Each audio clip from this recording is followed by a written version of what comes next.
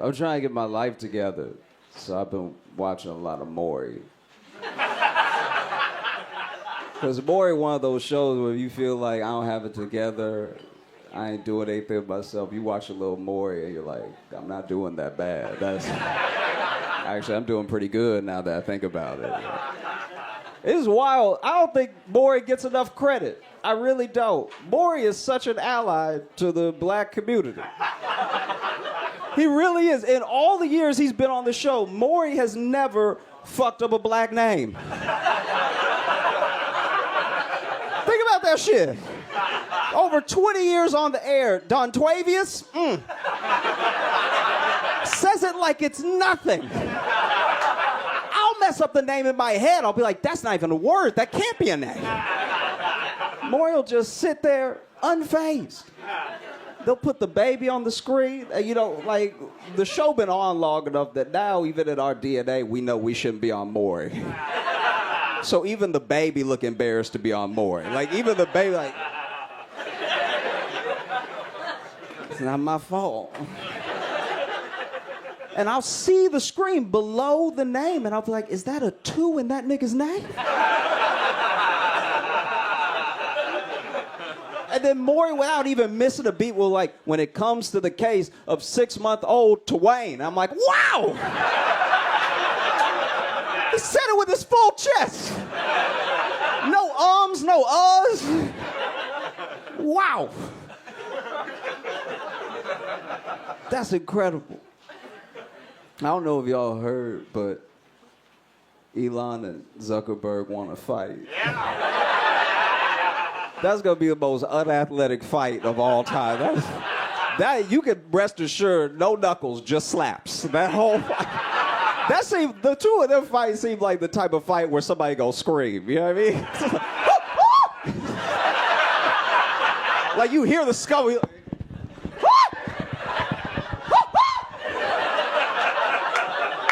Like they never been bruised before, so I'm like, why am I changing colors like this? Is this what poor people go through? This is crazy. This is wild. I don't know. I want to see them fight, but like, I don't want to see them box or wrestle. They should only be able to fight if they use weapons. Like I would watch that. That'd be amazing. Just give them 2 swords and let them cook on each other, you know? Wow.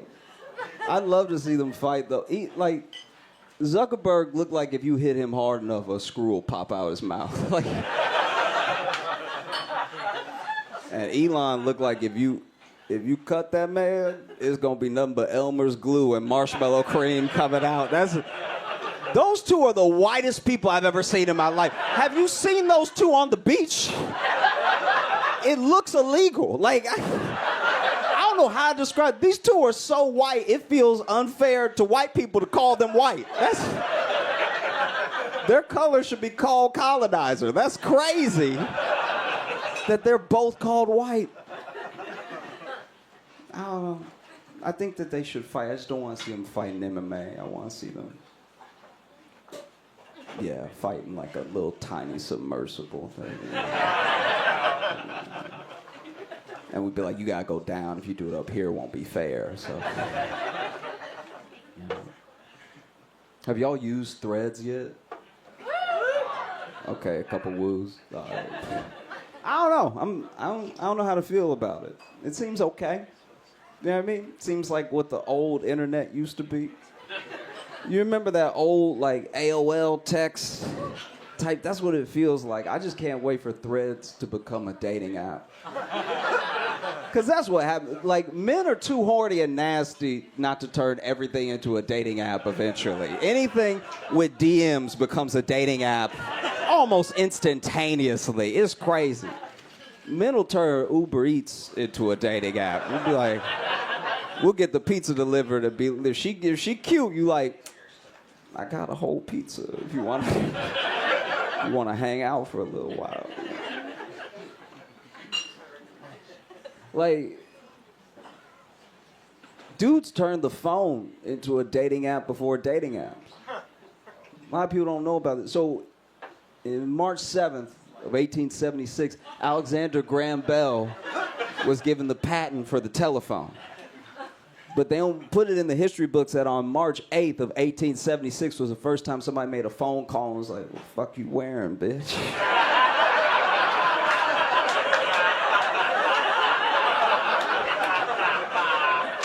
And what color are those pantaloons? Oh, they're beige? Oh, you little trollop.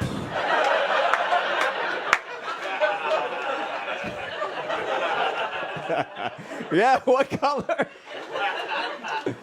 Oh, that's the thing, too. Like, it's popped in my head this week. Sometimes you just have memories of when you were little for no reason. I've been thinking about my life and thinking about growing up and stuff, and I just had this thing.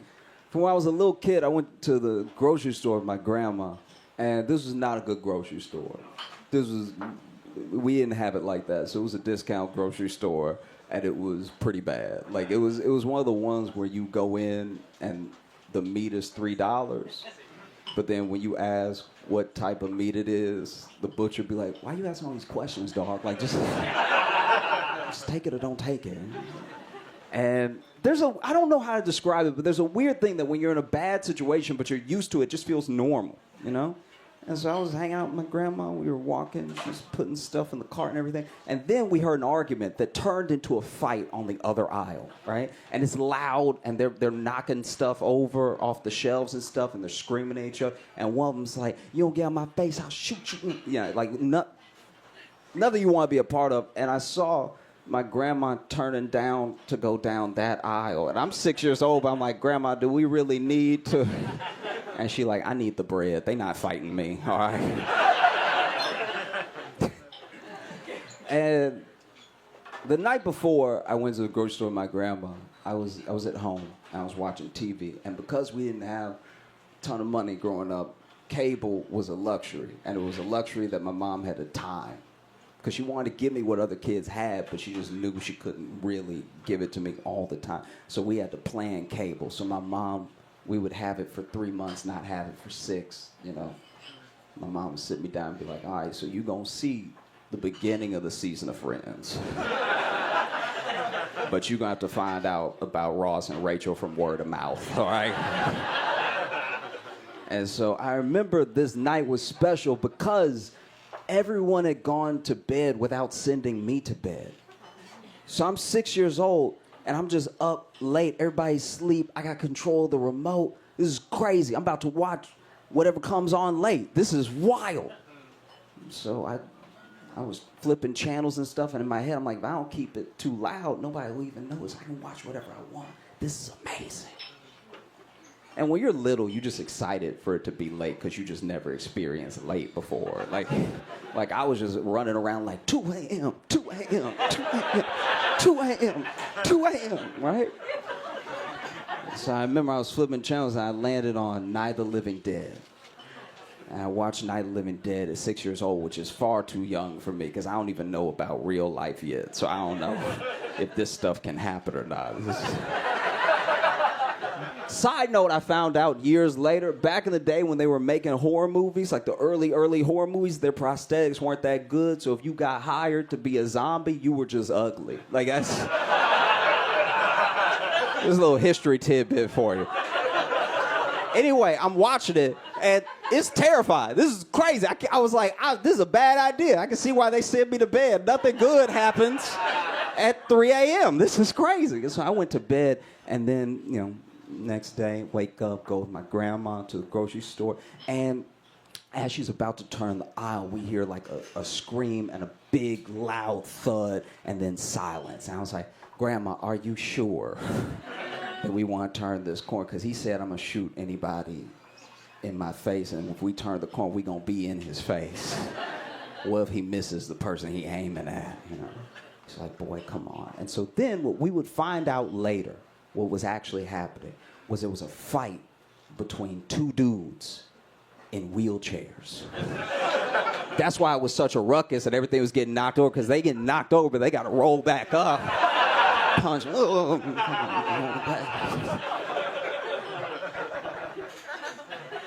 And so the thud that we heard was the finishing move from the first guy, because what he did, they had been scuffling and knocking stuff over with their chairs and everything. And then finally, he just grabbed that dude by the collar and threw him out his chair. And so when we turn the corner, all we see is just a bunch of bread and rice on the ground. That dude done rolled off already. And so the only thing that I see coming at me is a dude with no legs crawling like this. So I'm like,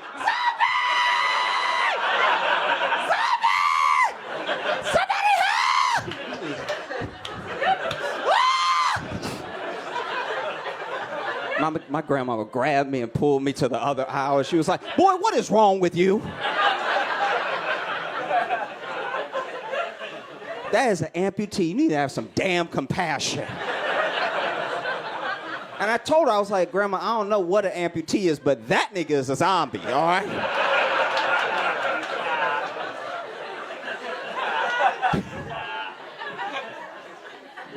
Terrible. Do y'all ever worry? That's the whole question. Like, my man, what do you worry about?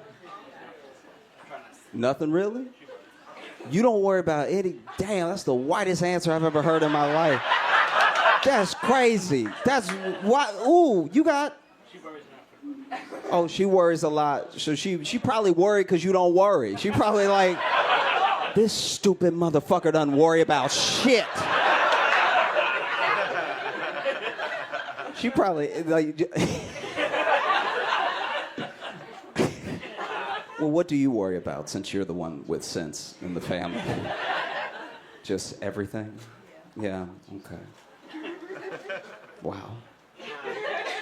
Y'all are a great fit for each other. I'm glad that y'all found a real yin-yang situation. Nothing. I don't worry about anything. Why would you even admit that to somebody? That sounds like the whole crowd should jump you. It sounds like you got it like that. That's crazy. What about you? What do you worry about? Family. You worry about family? Yeah, I worry about family too. It's fair. Do you have a particular family member you worry about, or you just worry about in general everybody being... Their well-being. Their well-being? Okay. I live far away from them. Oh, you live far, so you worry about. That's what a sweet answer. Y'all are. Jeez. Really pulling blood from a stone here. This is crazy. What do you worry about? Nothing. What do you worry about? Just all of us, really. Just that they'll wake up happy and healthy. I worry, I'm just like you though. I worry about family. I worry about my cousin because he an idiot. He is. My cousin is wild. So my cousin joined a cult, right? I know, which is a big deal for that cult because they don't get a lot of us. You know what I mean? Like they were so excited to have a black friend. That was crazy. They were like... And I remember somebody told me to join the cult, and so I went ahead and looked it up, you know, because I'm worried about my cousin. I want him to be all right. I look it up, and I could tell he was in danger because the website was trash. It was like, I was like, Comic Sans, he is in danger, all right? This is terrible. They really crazy out here. That's wild. Broken link, 404 not found. Oh, Lord. They might already did it. Okay. And so, basically, I went ahead and was talking to him. In my mind, the best thing to do was just go ahead and go to one of his meetings with him. Because the thing that cults do is that they create a shared language and a shared experience that no one outside the cult can actually understand or participate in unless they're in it. So then when you tell your friends and family about it, they look at you skeptical. They just don't understand because they weren't there, right? But if they come there with you, like if I show up with him and hear the dude preaching and just turn to him like, nigga, like, that might break it. And so I went there, and it was this weird house and everything. And I sat down, and including me in the room, the whole cult congregation was 4 people. And I was like, this is not a cult at all. Y'all just 2 idiots doing a guy favors. This is not, your cult can't even move a pool table. What are you doing? You done wasted my whole Saturday. You just call me when you in some real danger. All right, y'all were great. Thank you so much. Did everybody have a good 4th of July? Yeah. I did decent. It was a fine time, you know, but like 4th of July there's 2 groups in America that are very conflicted with 4th of July. And it's black people and dogs. Like both of us just the whole day we don't know how to feel. The whole day is fucked up. And I'm a black dude with a dog, so I was looking at my dog all day like I know. Like it's both of us just got to watch white people have the best day of their lives. And it's just like, oh, God, okay.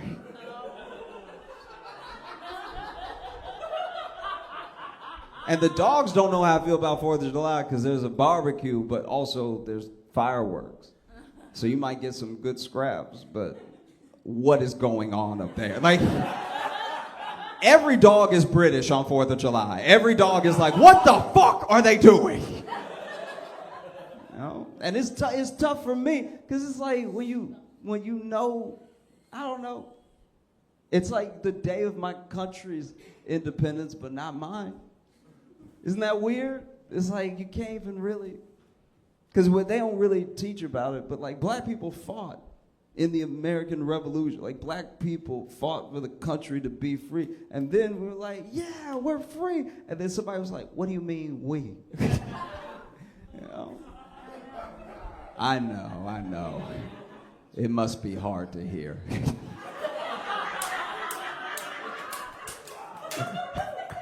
Keep telling them. Appreciate you. Keep telling them like you're black too. That's the funny. You're my favorite. I love you so much. Thank you for that. Keep fucking get they ass. I only know what it's like to be me. The hardest life you're ever gonna have to live is your own. So I don't know what it's like to date as anybody else, and I can't judge. I'm not even gonna try to project. I will say, just being me, it's been hard enough. So a woman dating men is an unenviable position. I can't even imagine what that's like, you know, because men be out here killing. That's look. When it comes to dating, everyone, don't let the podcast fool you. Don't let your friends get in your ear. Everyone is doing everything. Men and women both cheat. Men and women both manipulate. It's all, there's no like one-sided thing except the killing is us. That we be doing that shit for real. That's like, even if women wanted to catch up, it would take till 22 to really match our numbers. We out here crazy as fuck, killing. This wild. And so I can't imagine what it's like to then be a woman trying to date men and find somebody that you vibe with that also doesn't kill. Because remember, when they catch these killers, everybody talking about how nice and polite they were. They were, outside the killing, they were some good men. You know what I mean? So now you, a woman out here trying to find a man that's like, you know, nice, treats you well, not dangerous, but a little dangerous. You know what I mean? Like, you a little bit of that, like.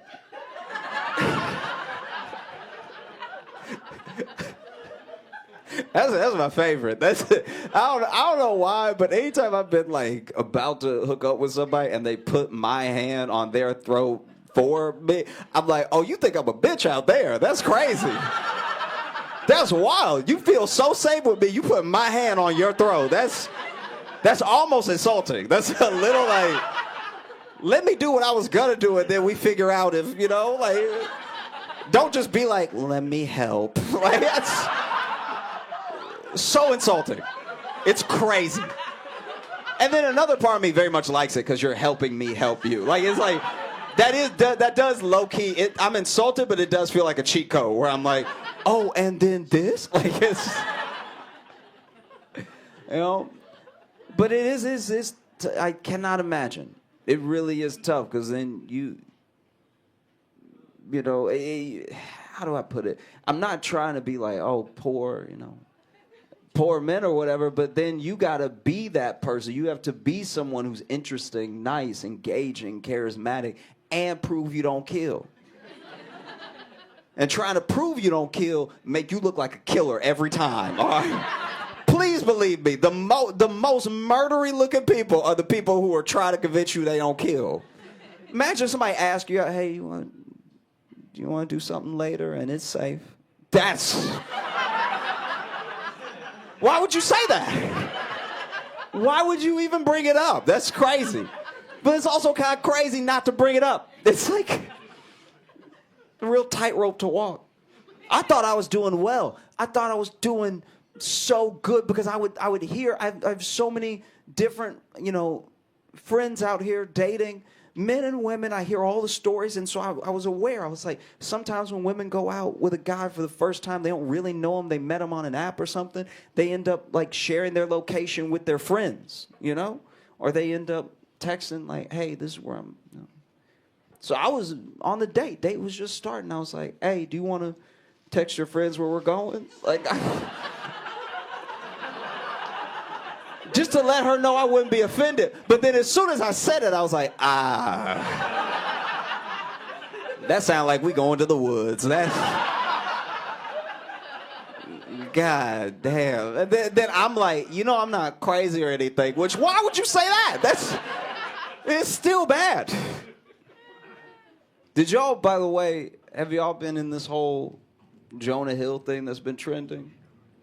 Yeah, a little bit. Some shaking heads. All right. So if you don't know about it, I'm going to try to sum it up in 2 sentences. Basically, Jonah Hill's ex-girlfriend has put out in her story their old texts to each other. And it's a lot of him being like, why you got to be around men? It's a lot of just like, she's a surfer, and it's like, why you got to surf with men? And it's like nonstop. And he's clearly in lots of the texts having like some sort of moment where he's like very scared she gonna cheat or something.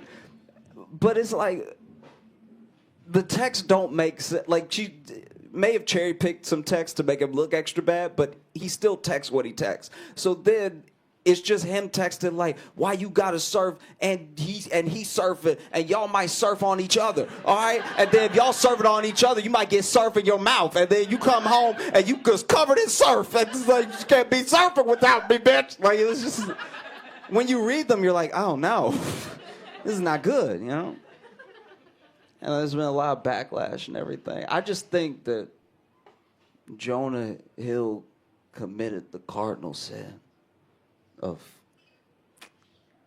telling a woman what to do when he's not that good looking. Like,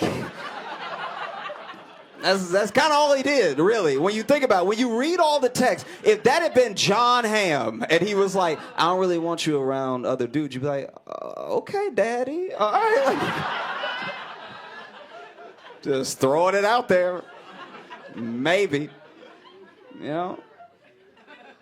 Because it's hard. It's so difficult. Building a relationship now is still it's always been difficult, but now we live in a more convenient era of civilization. It used to be maintaining some sort of relationship and just surviving were like the two hardest things to do. It was like keep your spouse happy and don't get malaria was like the two hardest things to do. And then we evolved and we evolved and we evolved. But now interpersonal relationships are as difficult as they've ever been, but everything else is easier, which actually makes them more difficult. Because our life is so convenient now that as soon as someone is an inconvenience, you're like, well, why would I even deal with you? Then you're done. And nobody's happy. It's hard. I think the thing that makes being with someone harder than it's ever been is definitely podcasts. It is. And it goes both ways. It truly does. All these podcasts are, it's like, don't listen to anybody, bitch. You're a fucking queen, okay? And if he tells you that you drink too much, he doesn't fucking party enough, all right? Don't let him fucking stop you from living your life and being the boss babe that you were born to be in your soul. You are a fucking Sagittarius, bitch. You cannot be stopped, all right? Live your fucking life. You walk on air and angel dust, okay? And then on the other side, you have dude, bruh. Bro, a girlfriend? You gonna get a girlfriend? You gonna get a girlfriend and talk about she trying to improve your life? She's trying to change you, dog. She's trying to get you to eat vegetables? Bruh, she get you eating vegetables? Are you serious? She get you eating vegetables out here? Pause, dog. All right? Try to get you to eat vegetables. Everybody know vegetables gay. If vegetables ain't gay, why they all shaped like dick? All right? Think about that. Zucchini, all right? Cucumber, that's a hard one. All right?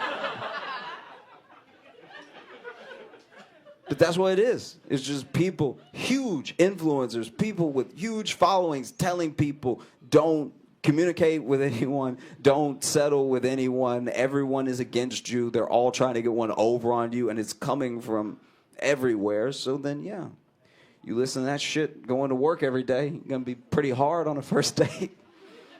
You know, makes it tough. And it's a shame. I don't know what to do with that information. Just anytime somebody start telling me about a podcast, I just start screaming. You know, it'll break my heart too. It'll be the smartest person you know, be like, you know, he had some good points. It's like, I lost my friend. God damn, what a fucking shame. I don't know. Whenever Tupac was murdered, it really was like Black Elvis. Like, we couldn't accept it. We were like, no, he went to Cuba because they was looking for him. Not likely, all right? But we never did that with Biggie. You notice that? Tupac and Biggie got shot within months of each other. And Tupac were like, no, he gonna come back one day. And Biggie, we were like, yeah, that checks out. That's wild. I can't help but think it's because Biggie was heavy. I think deep down we know if it wasn't the bullets, it would have been butter. You know what I mean? Like, Biggie was not long for this. It was going to be the streets or the kitchen. One of them was coming for Biggie. You know? I don't know if y'all remember this, but back in the day, before the pandemic, they were talking about putting Harriet Tubman on like the 20 or something. I don't even remember what bill it was. And it was like everyone had an opinion immediately. There were people who thought it was great. There were people who didn't care, you know, a little bit, and then it turns out they cared. You know? And then there were people that were like, no, we can't have this happen. You know? And then Mnuchin said he'd block it, and he did. You know? So it never happened. But I'm not gonna lie, I don't know if I need Harriet on the 20. What bothers me the most is how has Harriet Tubman not had her own sneaker yet? Like, that seems... You know what I mean? Think about it. Who is more deserving of a sneaker deal throughout all the history of America than Harriet Tubman? Come on. If you don't know who Harriet Tubman is, she was the LeBron of escaped slaves, okay? She was putting up numbers. She got a lot of the people to freedom. Buckets. That would have been a motherfucker to be a slave owner while Harriet was around. You come outside, ain't nobody there. You're like...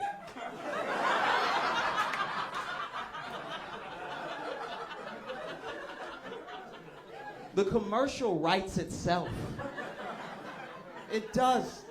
You know, I just beat the Golden State Warriors in my new Adidas Maxes. And it's like, oh, I ran to freedom. How about that? How do you beat that shoe? You don't. I do wonder, and this is a genuine question. I'm being sincere. This isn't like, I'm not going to make fun of you or anything. Does anyone here believe in aliens? Okay, so this is my thing. I believed in aliens so hard when I was little. Like when I was a little kid, I was like, it's just us in the whole universe? Come on, really? Just us? A whole universe? That seems wild, right? And then as I get older, it's becoming harder for me to believe in aliens. Because especially after everything up until 2023, it's hard to believe in aliens because Trump didn't mention it while he was president. Like, that man told every secret. Anything they told him, he told us in an hour. Like, they would be in in the room with this man and be like, "You're not gonna tell anybody, right?" And he's like, "No." And then he leaves the room. He's like, "Folks," like that was. He could not keep a secret at all. He had the leakiest White House of all time. And he never mentioned aliens, so now I'm like, maybe not. I don't know what to tell you. It's a tough one. For the people who believe in aliens, once again, I'm being sincere. I wonder if aliens haven't made broad daylight obvious contact with us because they think we're boring or because they've seen how we treat each other. Do you know what I mean? Like if I was an alien above Earth looking down all this time, I'd be like, oof, they don't even like when you have different skin.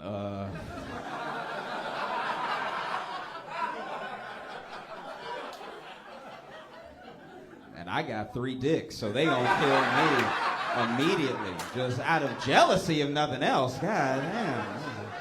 Might as well stay up here where it's safe. Ooh.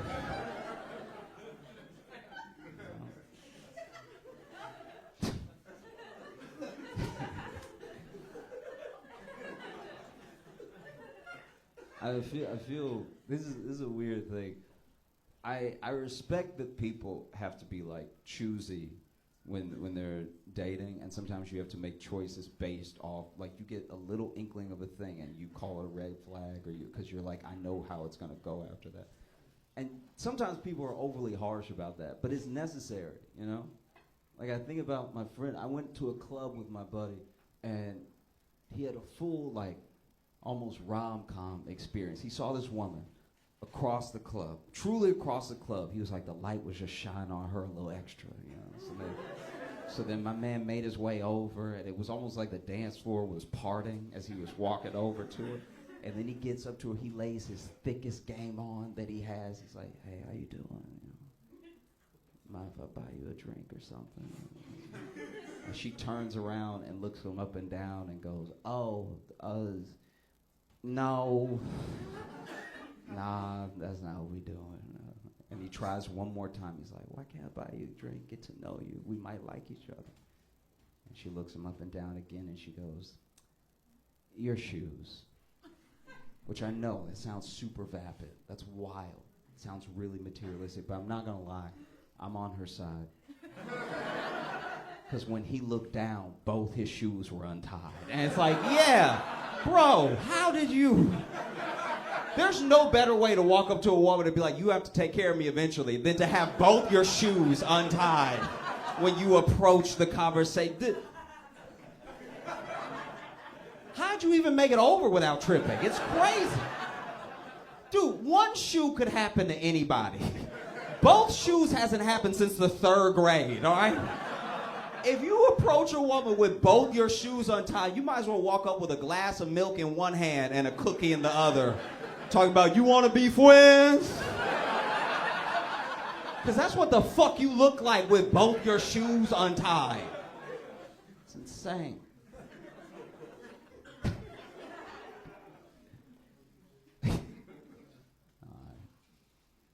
I was watching a movie this week.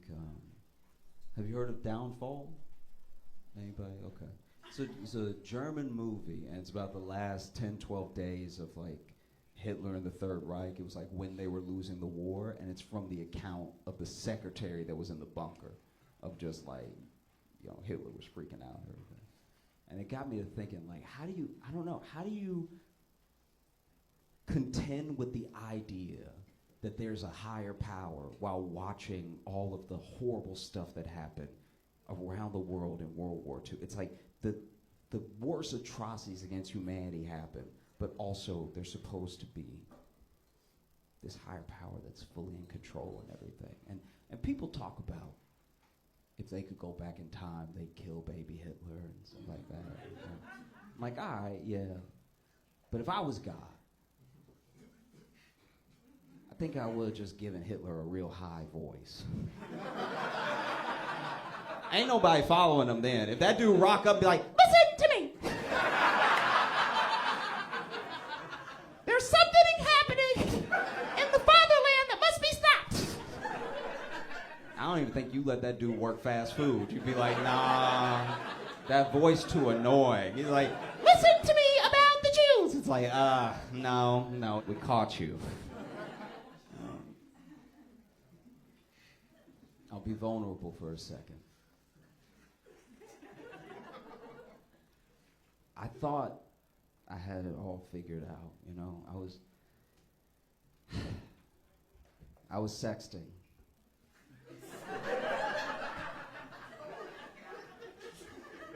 And sexting's a very precarious situation. You want to make sure you're sexting at the right time, you know? Because if it's like 8 o'clock, you still got other people texting you, you know? You don't want to accidentally send a text that's incoming to somebody because you opened the thing, you know what I mean? And it's also like, what if you're not that skilled? Like, what if I'm not good texting with just my left hand? Now you texting typos and stuff. It's knocking the sexy right out of your sexting. You know, it's like, I'm gonna fud your bass. It's like, nobody's into it now. You know? So I had an idea. I was like, this is what I'm gonna do. And I didn't talk to anybody about it. I had never heard anybody doing this, but in my mind, it was the best thing to do. I was like, I'm just gonna speak to text. So that way, I don't gotta worry about the other hand and everything, and I can just like get in the zone and stuff. I don't have to worry about other people texting me and everything. And it went horribly wrong. Because I wasn't at home. I was at my childhood home. So I was in my room, but it wasn't my house, you know? And it was, 9 o'clock or so, and we were sexted. Look, I'll read you the thing right now. This is what. Okay. All right. So she's like, "Oh, okay. And what's good? What would you do if you were here right now?" And then I was like, "Girl, I would tear those clothes off. And Mom, what are you doing in here?"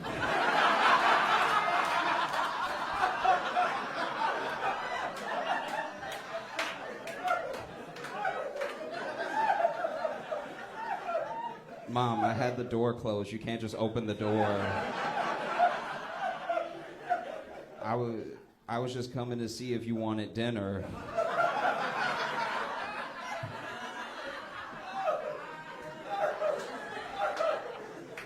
No, I'm okay. Mom, get out right now.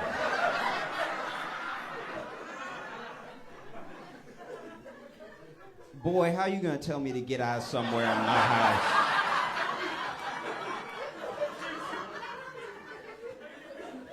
I'm sorry, Mom. Please, can you please leave and close the door?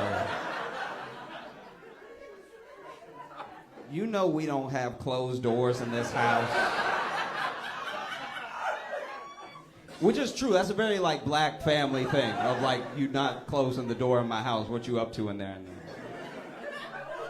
I was like, Mama, please leave. Please. Please leave. And she was like, all right, what's the big deal? I was like, nothing, Mom. Just please get out of here.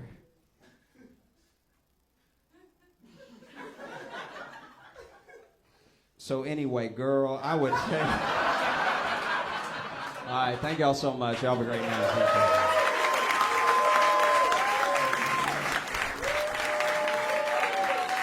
Josh Johnson!